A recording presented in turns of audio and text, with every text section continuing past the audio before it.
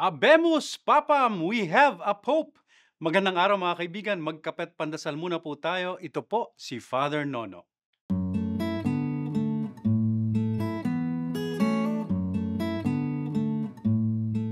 Yes, sa wakas, meron na po tayong bagong Santo Papa. Halos magkasabay lang sa eleksyon naman natin noong Lunes. Pero sabi nga po ng mga obispo natin, ibang-iba. Sobrang ibang-iba. Una, mas maikli lang ang panahon para sa pagpili sa halili kay Pope Francis. Namaya pa siya noong nakarang linggo at nagtipon-tipon na agad sa Roma ang mga kardinal na pipili sa kanyang kapalit.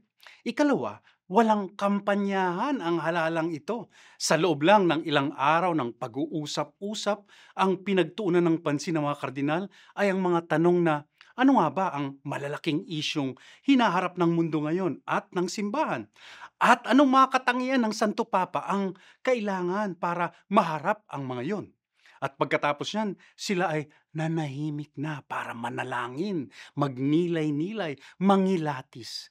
Maingay na maingay sa labas ng Batikano, subalit sa loob, napakatahimik. Upang marinig nila ang bulong ng Diyos at maramdaman ang galaw ng Espiritu Santo. Sana nga po ganyan din ang ating mga halalan, 'di ba? Imbes na palakasan ng ingay sa kampanya sa pamamagitan ng kantahan, sayawan at mabulaklaking mga talumpati, sana nga dumating ang panahon na maiangat natin ito sa masinsinang pagninilay at panalangin. Dasal po tayo. Panginoon, maraming salamat po sa pagbibigay sa amin ng isa na namang mabuting pastol.